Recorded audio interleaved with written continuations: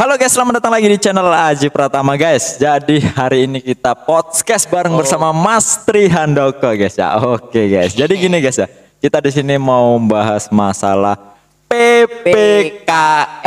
Ya, PPKM ini karena PPKM ini sangat meresahkan masyarakatnya, bener nggak? Betul guys. iya. Jadi buat kalian nih yang penasaran, ikuti terus keseruan hari ini guys ya. Oke, ini Mas Handoko kesini tadi naik apa Mas Handoko? Mau nanya ya kan. Duh. Bukan mau nanya. Jadi ku tanya kesini naik apa iya. Saya tadi kesini biasalah tadi kan banyak angin iya, jadi kan banyak angin. Saya tadi kesini kan. Iya. Kesini tadi naik apa? Naik apa tak joto sih Sanwar ini. Aku kesini tadi naik Honda. Naik Honda. Iya naik Honda. Sampailah sini ya kan. Sampai sini gitu ya. Tadi sempat juga depan sana tadi. Sempat juga ada PPKM. PPKM. Aduh. Bingung aku kan. Bingung. Nggak bawa masker. Nggak bawa helm. Nggak pakai masker 150. Nah itu makanya. Jadi gimana caranya saya ini bisa main ke rumah Mas Aji ya kan? Jadi lewat mana tadi? Nah ceritanya tuh gini. Ada PPKM di depan kan. Iya. Jadi gimana caranya supaya bisa lewat ke rumahnya Mas Aji kan. Jadi Pak Abis itu ada mobil, ya. Jadi saya ngikuti dari sampingnya. Oh, wis itu cerdas banget itu. Berarti sama kayak saya kemarin tuh. Saya sama istri saya kan. Waktu ke kota tuh ya kan. Iya. Waktu ke kotanya ada pemageran tuh, pemageran jalan ya, pembatasan. Jadi nggak boleh lewat situ tuh. Jadi itu tadi aku juga lewat pinggir mobil pribadi. Jadi berarti pas kita banget. sama. Sini. Gokil, memang gokil. Ya. Jadi sampailah sini ya. Sampai sini, lewat terus kan. Gitu kan, jadi kan ketutupan saya tuh, polisi di sini kan. Nggak tahu ya? Nggak tahu. Nah, petugas tuh nggak tahu kan. Tapi kalau tahu kena juga 150 ya. Kena, wajib kena kan gitu. Padahal kita posisinya lagi resah, lagi panik, lagi boomingnya masyarakat kita nih, ibaratnya kebingungan atau gimana. Ya kan, cuman ketika kita kena tangkap kita masih didenda 150 sampai 200 bahkan ya kan. Itu setiap ibarat setiap apa? Tempat ibaratnya seperti kota Pekanbaru, kota mana itu berbeda ya. Aturannya beda. Dari harga dendanya itu berbeda. Tapi kalau di sini tuh rata-rata 150 gitu. 150 ya. Pernah kepegang nggak? Alhamdulillah nih nggak pernah. Nggak pernah.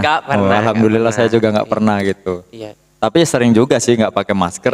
Tapi ya kan berhenti gitu nunggu PPKM kadang kan lewat. Kita kan buru-buru, kadang kan buru-buru mau cari ini, terus lupa kalau masker nggak kebawa ya kan. Itulah kadang ya namanya manusia kan. Pasti ada lupanya kan. Itu buru-buru. Bisa jadi kalau diadakan PPKM, ibaratnya angka pandemi ini yang tadinya ribuan atau ratusan itu bisa berkurang kan. Iya betul. Yang terserang atau gimana itu kan bisa berkurang. Tetapi di situ juga warga-warga atau masyarakat yang lain itu juga resah kan gitu. Iya. Keluar nggak bisa, ibaratnya seharusnya dia mencari makan, buka warung jam 5 sore, jam 9 harus tutup. Bahkan makanannya masih banyak kan gitu. Itu seperti apa kalau solusinya Mas Handoko itu? Solusi saya sih ya, pokoknya yang terutama ya kita harus patuhi protokol kesehatan kan gitu. Patuhi protokol kesehatan. Kesehatan kita kan. Kesehatan. Kan, kalau PPKM ini sebenarnya ya termasuk ya namanya pemerintah kan, kita kan nggak bisa berkutik ya. Iya nggak bisa berkutik gitu. Jadi ya itu peraturannya harus pakai masker gitu kan. Pokoknya kemana-mana pakai masker, jangan lupa cuci tangan juga kan gitu. Tapi kalau masalah masker ini sudah lama banget gitu ya, sudah dari awal datangnya musibah seperti ini udah banyak yang pakai masker kan. Tapi kalau PPKM ini kan udah ibaratnya waktu terbatas nih. Iya waktu terbatas. Waktu terbatas yang tadinya itu buka warung jam sekian, tutup jam sekian itu harus tutup jam sekian kan gitu. Iya. Iya banyak kan, juga orang yang kayak pedagang gitu kan mengeluh kan kadang kan gitu, mengeluh kenapa sih kan gitu, banyak yang bertanya kenapa sih harus dibatasi jualan kan gitu. Iya jadi gini, ini masalah PPKM kita ini pengaruh besarnya ada nggak sama jobnya Mas Tri Handoko ini? Kalau masalah job saya ini sebenarnya ya pengaruh sih pengaruh besar. Juga. Oh my god. Jadi pengaruh besar guys ya. Mas Handoko ini sebagai penari celeng, Bujang Ganong juga. Jadi yang lain juga guys. Jadi itu semenjak ada PPKM ini ataupun pandemi ini sedikit sangat menyentuh ya. Iya. Sedikit sangat menyentuh banget. Sedikit tapi banget gitu loh. Banget. Nah, sedikit tapi banget. Ya. Solusinya tuh seperti apa? Solusinya cepet-cepet lah. Jangan terlalu lama-lama PPKM ini. Jangan terlalu lama-lama ya. Jadi ya bukannya apa-apa kan gitu. Jadi kayak waktu itu saya mau main jaranan tuh, mau nyeleng saya kan. Jadi berarti ngepet Mas? Enggak ngepet. Bukan. Ngok. Nyeleng lah kan ngepet. Iya nyeleng. Terus di situ tuh gimana ya? Saya kan ngelewatin kota. Iya. Nah, lokasi main itu lewat kota. Jadi saya pas lagi di perjalanan itu, ada PPKM di situ. Ada PPKM. Itu jalan satu-satunya menuju lokasi, ya kan? Jadi saya bingung. Ini gimana aku harus ke lokasi? Iya. Kalau aku terus, jelas disuruh putar balik. Iya. Jadi ya mau gimana lagi ya kan? Terus namanya nggak bisa lewat. Jadi saya telepon yang nelpon saya suruh main. Suruh main. Ya bilang aja lah, Pak, saya nggak bisa datang. Nggak bisa lewat gitu ya? Nggak bisa datang ke lokasi. Lah kenapa kan gitu? Lah kenapa? Ada PPKM Pak.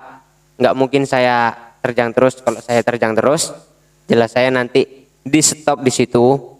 Ya kalau nggak di stop di situ disuruh putar balik. Gitu kan. Betul. Saya kan nggak bisa juga kan melanggar petugas-petugas itu kan.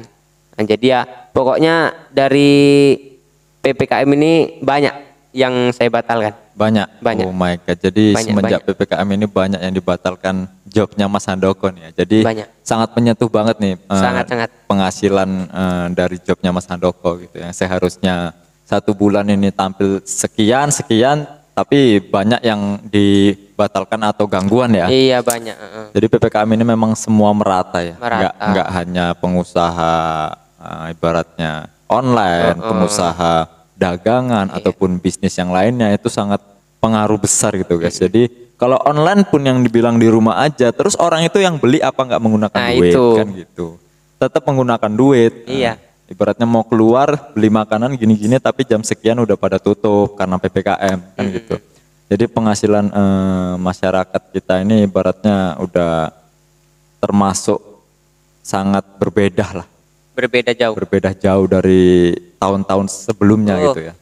Kita nggak bisa menyalahkan atasan kita, menyalahkan siapapun nggak bisa gitu guys. Karena mungkin ini udah ujian kita gitu, ujian kita semua ya kan, yang udah diberikan wabah seperti ini, yang pastinya kita harus melewati lah. Semoga aja kedepannya bisa cepat lancar lagi. Kita bisa job bareng, bisa main bareng, bisa kumpul bareng kemana-mana kan gitu sih. Tapi gini Mas, gimana dengan keadaan jaranan ini ya kan, yang katanya itu kalau main itu sembunyi-sembunyi. Kalau itu saya dengar-dengar juga ya kan. Ibaratnya mau main. Mau main kan sekarang ini ada pandemi ini ya kan. Kita susah mau main. Karena apa? Kita mau main kan.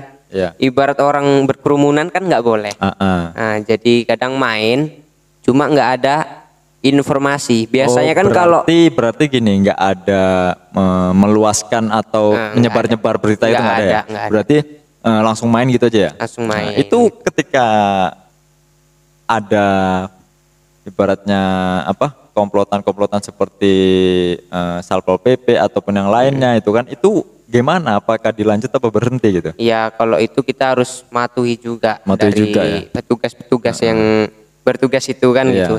Ya ibaratnya kita ini kalau disuruh bubar ya kita bubar. Nah, karena kan keamanan, menjaga kesehatan kita kan gitu. Betul. Jadi kalau kita itu main pasti kan rame, kita berkerumun. Nah, jadi kan dari negara ini kan kita nggak boleh berkerumunan. Nah, jadi ya ibarat kita main dibubarkan oleh petugas, ya udah bubar ya. Itu dari harga job ibarat kata itu gimana? Ya kalau dari harga job itu ya, kalau menurut saya sendiri nih ya, ibaratnya kita main baru berapa jam kita main terus dibubarkan. Kalau saya pribadi saya sadar diri, udahlah Pak, yang seharusnya bayaran kita full segini, ya udahlah Pak, saya separuhnya aja nggak apa-apa. Oh kayak gitu ya. Kan Karena gitu. pun kita kan nggak terlalu sulit juga ibaratnya seharusnya main dari siang sampai malam, ini hanya siang aja ataupun mungkin gitu. Beberapa jam ya kan. Iya. Kalau saya mah pribadi saya kayak gitu. Ya udahlah separuh nggak apa-apa kan gitu. Betul. Di PPKM ini memang benar-benar membuat kita menjadi berpikir. Iya. Sebenarnya pelajaran yang sangat besar itu adalah pandemi ini yang udah membuat semua orang berpikir gitu loh. Mau beli ini, mau beli itu masih mikir gitu loh. Padahal sebelumnya itu gas aja itu. Iya. Apa yang suka beli, ini beli. Tapi sekarang tuh orang tuh masih mikir guys. Mikir, ya betul. Soalnya seperti makanan-makanan yang dijual di angkringan, di pinggir jalan tuh yang biasanya jam sekian tuh udah habis ya kan. Jadi pas waktu saya lewat itu masih banyak juga gitu loh. Jadi saya kadang melihatnya tuh ya gimana kan gitu sih. Semua orang merasakan, bukan hanya dia aja gitu loh. Semua, maupun itu yang beli maupun yang penjualnya gitu kan. Tapi kan aku kemarin tuh pernah cerita sama salah satu pedagang angkringan ya kan, dia itu kontraknya tuh 23 juta 1 tahun. Nah, sementara PPKM ini ditutup sampai jam 9, setengah 9, iya. Malam. Sementara dia buka jam 5, berarti hanya berapa jam? Iya. Kan gitu. Jadi di situ itu saya berpikir dan saya tanya juga, terus yang harus dilakukan seperti apa? Jadi dia nggak bisa berkata apa-apa, dia cuman bilang, ya mau gimana lagi gitu. 23 juta 1 tahun, terus berapa penghasilannya angkringan tersebut kan gitu sih. Nah itu ngontrak ruko kan gitu sih. Jadi di situ kita tuh memang harus berpikir lah. Tapi sebenarnya sih kalau dibilang PPKM ini ataupun aturan-aturan ini tuh kejam, banyak yang bilang kejam tuh banyak. Tapi tetap kita nggak bisa ngapa-ngapain. Nggak gitu bisa ngapa-ngapain karena itu kan udah tugasnya negara. Negara itu udah membuat peraturan seperti itu. Ya mau gimana lagi kan gitu kitanya. Dan seperti saya pun untuk penjualan barongan ini yang dulunya itu saya posting di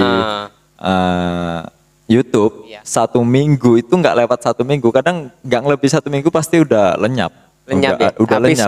Sekarang ibaratnya berbeda karena semua orang merasakan gitu. Orang mau buang duit sekian gini terus jaranan pun nggak bisa main ataupun jarang main, bahkan ada yang tutup. Bahkan ada yang bubar karena udah lama nggak latihan nih. Udah lama nggak latihan jadi bosen ujung-ujungnya bubar, bahkan banyak seperti itu gitu. Iya banyak ya. Jadi memang benar-benar PPKM ini membuat kita tuh resah lah. Tapi ya harus gimana lagi guys ya, kita harus pinter-pinter diri lah mencari makan, mencari nafkah, mencari uang untuk kehidupan kita tuh harus pinter-pinter kita lah. Makanya banyak orang yang nerobos jalan, harus lewat sini, harus lewat situ, padahal situ ditutup. Sebenarnya sih polisi ini gini loh, polisi ini sebenarnya tuh nggak tega. Sebenarnya nggak tega gitu. Cuman itu udah tugas mereka. Tugas mereka. Dia pun di situ kerja juga kan itu. Seandainya dia nggak mematuhi persyaratan dari kaptennya, ya kan, otomatis dia kan dipecat.